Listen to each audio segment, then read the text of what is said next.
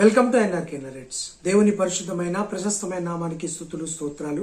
మీ అందరికీ నా వందనాలు తెలియజేస్తున్నాను. ఎడ్వర్డ్ విలియమ్స్ గారు తెలుగు రాష్ట్రాల్లో కాదు, తెలుగు ప్రజలు ఎక్కడున్నా అతను సుపరిచితం. క్రైస్తవ ప్రపంచంలో చాలా చక్కని మెసేజీలు, చక్కని సందేశాలు అందిస్తూ క్రైస్తవుల్ని ఆధ్యాత్మికంగా బలపరుస్తూ ఉంటారు. ఎడ్వర్డ్ విలియమ్స్ అన్నగారు అతను నాకు పరిచయం. ఒక మాటలో చెప్పాలంటే అన్న మెసేజ్లు, అన్న సందేశాలు విని నేను ఎంతగానో బలపడ్డాను. ఎంతగానో దేవునిలో దృఢపడటానికి అన్న కారణమయ్యారు. వ్యక్తిగతంగా కూడా కొంత తెలుసు. ఉస్మానియా యూనివర్సిటీలో చదువుకుంటున్నప్పుడు, అన్న ఈయూలో ఉన్నప్పుడు, మేము కూడా ఈయూ స్టూడెంట్ ఆర్గనైజేషన్లో ఉన్నప్పుడు అన్న కూడా పరిచయం. అప్పటి నుంచి అన్న సందేశాలు, అన్న మెసేజ్లు, అన్న చెప్పే ప్రతి మాటను మేము తీసుకొని మేము ఆధ్యాత్మికంగా ముందుకు వెళ్ళిన వారం. అలాగే Christian network, CBN, Christian broadcasting network, మీడియాలో పనిచేస్తున్నప్పుడు కూడా అన్న నిరీక్షణ అనే ప్రోగ్రాం చేస్తున్నప్పుడు కూడా అక్కడ నేను పనిచేయటం జరిగింది. అక్కడ కూడా అన్న పరిచయం. అయితే అన్న సందేశాలు చాలా బాగుంటాయి. అంటే బైబిల్లో ఉన్న ప్యాసేజ్లను, క్యారెక్టర్లను కానీ కొత్తగా ప్రజెంట్ చేస్తూ కొత్త కోణంలో అందరికీ అర్థమయ్యేలా, కొత్త కోణంలో కొత్తగా అందరికీ వినసొంపుగా చక్కగా నేర్చుకునే విధంగా, కొన్నిసార్లు చారిత్రాత్మకంగా, కొన్నిసార్లు మనసులను కదిలించి మనుషులను మార్పు చేసే విధంగా ఉంటాయి. ఒక మాటలో చెప్పాలంటే అన్న సందేశాలు బిర్యానీ పెట్టినట్టుగా ఉంటాయి. బిర్యానీ తింటే ఎంత బాగుంటుందో, ఎంత జివ్వకి ఎంత రుచినిస్తుందో అలా ఉంటాయి సందేశాలు. అయితే అన్న మాటలో చెప్పాలంటే బిర్యానీ తింటున్నప్పుడు, ఇష్టంగా తింటున్నప్పుడు బిర్యానీలో పంటి కింద రాయొచ్చింది అనుకోండి, చాలా ఇబ్బందిగా అనిపిస్తుంది. చాలా మనకు ఒకలాగా అనిపిస్తుంది. అంటే ఇంత టేస్ట్ బిర్యానీ తింటున్నప్పుడు ఏంటి ఈ రాయొచ్చిందే అని చాలా డిస్టర్బెన్స్ అయిపోతాం. ఒక్కోసారి అన్న సందేశాలు కూడా ఇలానే ఉంటాయి. అంటే సందేశాల మధ్యలో అన్నగారు ఆవేశంతో చెప్పే కొన్ని మాటలు కానీ, కొన్ని స్టేట్స్మెంట్స్ కానీ, కొన్ని బిర్యానీ తింటున్నప్పుడు పంటి కింద రాయి అయితే ఎలా పడితే ఎలా డిస్టర్బ్గా అయిపోతామో, ఎలా ఇబ్బందికరంగా మారిపోతామో అలా మారిపోతాయి. రీసెంట్గా అన్న చేసిన ఒక కామెంట్ కూడా బిర్యానీ తింటున్నప్పుడు పంటి కింద రాయేలాగానే మారిపోయింది. ఏంటంటే సేవకులను ఉద్దేశించి, సేవకులు గాజులు తొడుక్కోండి, మా కమ్యూనిటీలో అంటే అన్నగారు, అక్కగారు, క్రిస్టినా అక్కగారు దొడ్డపాటి, సో ఆమె కూడా ట్రాన్స్జెండర్ మధ్య, నపుంసకుల మధ్య వారు సేవ చేస్తుంటారు. మీకు చేత కాకపోతే మా కమ్యూనిటీలో చేరండి అన్నట్టు కొంచెం హార్ష్గా మాట్లాడిన సందర్భం. అంటే మాట్లాడకూడని పదాలు మాట్లాడారు. అంటే అన్న నాకు తెలుసు, అన్నంటే గౌరవం, అన్నంటే ఇష్టం ఉన్నప్పటికీ ఈ పదాలను ఎందుకో నేను డైజెస్ట్ చేసుకోలేకపోతున్నాను, జీర్ణించుకోలేకపోతున్నాను. ఎందుకంటే అన్న పలికిన మాటలు సేవకులని గాజులు తొడుక్కోండి, చేయలేకపోతే గాజులు తొడుక్కోండి, లేదంటే మా కమ్యూనిటీలో చేరండి అన్న పదాలు కాస్త ఇబ్బందికరంగా అనిపించినాయి. ఒకసారి అన్న ఏం మాట్లాడారు, ఒకసారి ఎడ్వర్డ్ విలియమ్స్ అన్న గారు ఒకసారి ఏం మాట్లాడారు, ఒకసారి ఈ వీడియో క్లిప్ చూడండి. 50 ఏళ్ళు పరిచర్య చేస్తే ఈ స్థాయికి వచ్చింది. ఎంతమంది పరిచర్య చేస్తే దీన్ని 5 సంవత్సరాల్లో డబల్ చేయగలరా? మీరు చప్పట్లు కొట్టదు. 5 ఏళ్ళలో చేయగలరా? లేకపోతే గాజులు తొడుక్కోండి. గాజులు, పాస్టర్లు అందరూ గాజులు తొడుక్కోండి. బస్ మాకు కమ్యూనిటీ ఉండే దాంట్లో చేర్పండి. తమ్ముంటే చూశారుగా. అంటే మన్నా పరిచర్యలను ఉద్దేశించి సేవకులు ఒక 50 సంవత్సరాల్లో గొప్ప పరిచర్య జరిగించారు. మీరు అక్కడున్న సేవకులను ఉద్దేశించి రాబోయే 5 సంవత్సరాల్లో మీరు గొప్ప పరిచర్య చేయాలి, లేకపోతే గాజులు తొడుక్కోండి, లేకపోతే మా కమ్యూనిటీలో చేరండి అన్నట్టుగా హార్ష్గా, చాలా ఇబ్బందికరంగా మాట్లాడారు. అంటే ఇక్కడ అన్న మాట్లాడిన మాటల్లో చాలా అభ్యంతరాలు ఉన్నాయి. ఒకటి, స్త్రీలను కించపరిచే విధంగా ఉంది. అంటే స్త్రీలు గాజులు తొడుక్కోవడానికి పనిచేస్తారు, దేనికి పనికిరారు, లేకపోతే బలహీనులు, లేకపోతే గాజులు తొడుక్కోవటం అంటే ఇక అది వేరే అర్థం కిందికి వచ్చే విధంగా అది ఆయన మాట్లాడారు. 2, సేవకులను ఉద్దేశించి చాలా తక్కువ చేసి మాట్లాడారు. సేవకులను చాలా తక్కువ చేసి చాలా ఇబ్బందికరంగా మాట్లాడారు. అంటే ఎట్లా అంటే మీరు గాజులు తొడుక్కోండి, తర్వాత మా కమ్యూనిటీలో చేరండి, మా కమ్యూనిటీలో అంటే వారు ట్రాన్స్జెండర్ మధ్య, తర్వాత నపుంసకుల మధ్య, వారి మధ్యలో సేవ చేస్తారు, వారిని చాలామందిని రక్షిస్తున్నారు, సో వారిలో చేరిపోండి అని మాట్లాడారు. ఈ 3 మాటలు చాలా చాలా చాలా అభ్యంతరకరం. సో మన అన్న ఎందుకు అలా మాట్లాడారు అనేది అన్న వివరణ ఇవ్వాలి.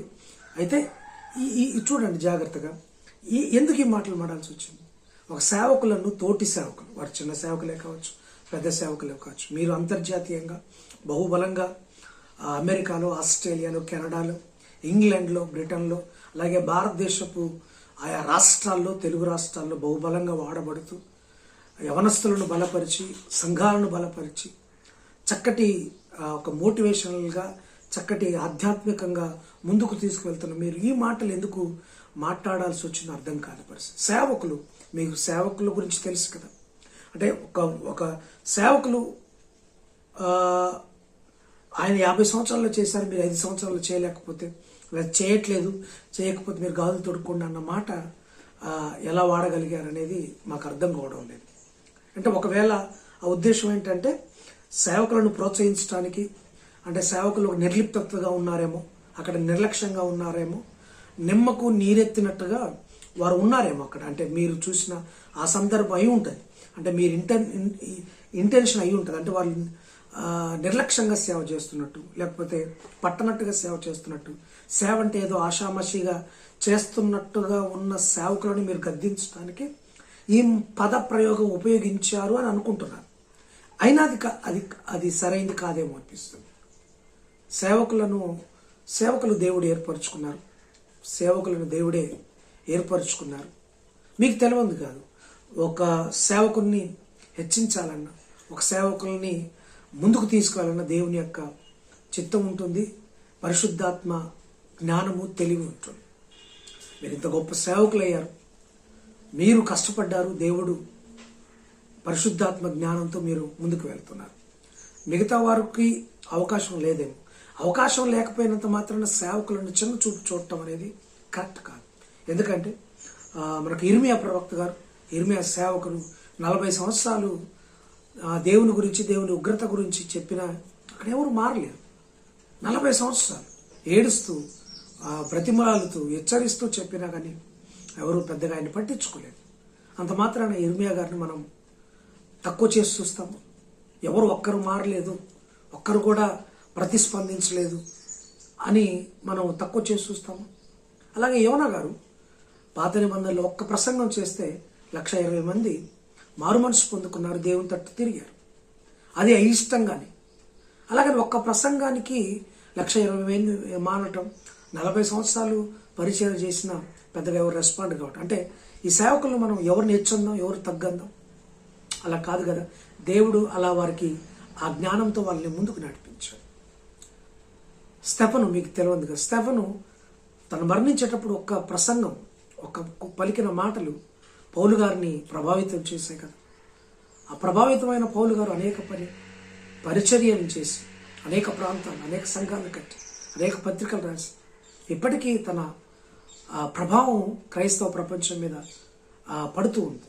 అది మరి స్టెఫను తక్కువ చేసి చూస్తాము, పౌలు గారిని. ఇవన్నీ మీకు తెలియదు కదా, అంటే మీకు చెప్పేంత వాళ్ళము కాకపోయినా మీ జ్ఞానం ముందు.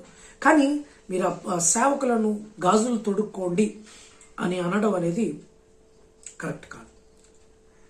రెండవది, గాజులు స్త్రీలు తొడుక్కుంటారు, మనందరికీ తెలుసు, స్త్రీలు తొడుక్కుంటారు. అంటే సేవకులను స్త్రీలతో పోల్చుతున్నారు మీరు, స్త్రీలతో పోల్చుతున్నారు. అంటే స్త్రీలు తక్కువనే. బైబిల్ గ్రంథంలో దెబోరా గారు స్త్రీయే, ఎస్తేరు స్త్రీయే, తల్లి మరియా స్త్రీయే, మగ్దలేని మరియా స్త్రీయే. సమరయ స్త్రీ కూడా అక్కడికి స్త్రీ కదా, వాళ్ళు ఎంతమందిని మార్చగలిగారు, ఎంతమందిని ప్రభావితం చేయగలిగారు. చక్కటి విశ్వాస జీవితాన్ని కలిగించిన మాదిరిగా అనేక మంది స్త్రీలు ఉన్నారు కదా. అంటే స్త్రీలను తక్కువ చేయటమా? భారతదేశ సంప్రదాయంలో ఒక తిట్టు ఇది, ఒక దూషణ. ఒక పురుషుణ్ణి తిట్టాలి అంటే, ఒక పురుషుణ్ణి దూషించాలి అంటే, ఆ పురుషుడు ఏమి చేయలేని అసమర్థుడైతే స్త్రీతో పోల్చి గాజులు తొడుక్కో, బొట్టు పెట్టుకో, లేకపోతే అసమర్థుడికా అన్నట్టు కొంటారు. అంటే మీరు సేవకులను అసమర్థులతో పోల్చడానికి స్త్రీలను ఉపయోగించారు. ఈ పోలిక కూడా కరెక్ట్ కాదేమో, ఒకసారి ఆలోచించండి అన్నగారు. థర్డ్ వన్, ట్రాన్స్జెండర్స్లో మా కమ్యూనిటీలో చేరుకోండి అంటున్నారు. సో దీని మీద కూడా పెద్ద వివాదం ఉంది. ఏంటంటే అసలు ట్రాన్స్జెండర్స్ ఉండకూడదు అంటే, దేవుడు సృష్టించిన సృష్టిలో పురుషులు స్త్రీలే ఉన్నారు. బలవంతంగా పురుషులు స్త్రీలుగా మారడం కానీ, స్త్రీలు పురుషులుగా మారడం కానీ ట్రాన్స్జెండర్ అంటారు, జెండర్ మార్చుకోవడాన్ని. సో ఇలాంటి వాళ్ళని దేవుడు పెట్టలేదు, లేకపోతే దేవుడు క్రియేట్ చేయలేదు అన్న వాదన ఉంది. సో అయినప్పటికీ వాళ్ళ మధ్యలో మీరు సేవ చేస్తున్నారు. సరే, అది ఒక డిఫరెంట్ సబ్జెక్ట్ అనుకుందాం. సో మరి మా కమ్యూనిటీలో చేరండి అంటే ఎట్లా అండి? ఒక సేవకులను ఉద్దేశించి మీరు ఆ మాటలు పలకటం అనేది చాలా అభ్యంతరకరం, పంటి కింద రాయిలా ఉంది.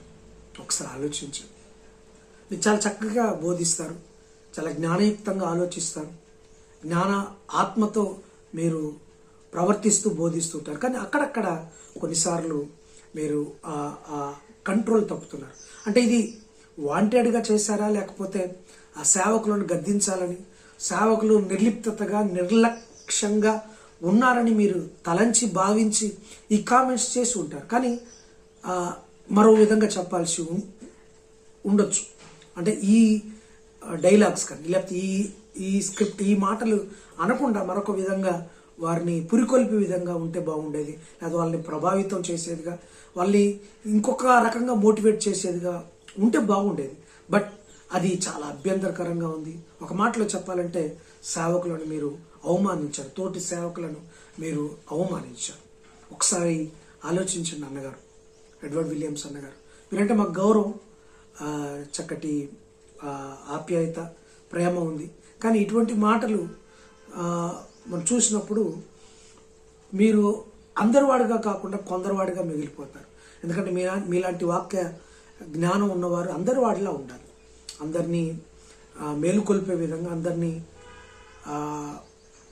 మోటివేట్ చేస్తూ ముందుకు వెళ్ళే వాళ్ళు కానీ కొందరు వాడిగా మారకూడదు. గతంలో మీరు పలికిన కొన్ని మాటల వల్ల మీరు కొంతమందికి మీరు దూరం అయ్యారు, కొంతమందిని మిమ్మల్ని దూరం పెట్టారు. సో అలా కాకుండా, ఎందుకంటే మీ జ్ఞానం అందరికి తెలవాలి కాబట్టి మీరు అలా మొండిగా కాకుండా కాస్త ఆలోచించి మీరు మీ వాక్యాన్ని ముందుకు తీసుకువెళ్లాల్సిందిగా నేను కోరుకుంటాను. ఎందుకంటే దేవుడు మీకు అపారమైన జ్ఞానం, పరిశుద్ధాత్మ జ్ఞానం ఇచ్చారు కాబట్టి అది రైట్ వేలో, సరైన మార్గంలో వెళ్తే అది అనేక మంది జనాలకు ఆశీర్వాదకరంగా ఉంటుంది. ఇలా ఉన్నప్పుడు చాలా మందిని మీరు కోల్పోయే అవకాశం ఉంటుంది. మీ మాటలు, మీ ద్వారా దేవుడు పలికించే మాటలు అనేక మంది వినకుండా ఉండే అవకాశం ఉంటుంది. ఒకసారి ఆలోచించండి. ఆలోచించి ఇది పెద్దగా ట్రోల్ కాకముందే, లేకపోతే ఇది పెద్దగా వేరే వాళ్ళు విమర్శించకముందే వీటిని మీరు సరి చేసుకోమని మిమ్మల్ని సవినయంగా వేడుకుంటున్నాను. Thank you very much.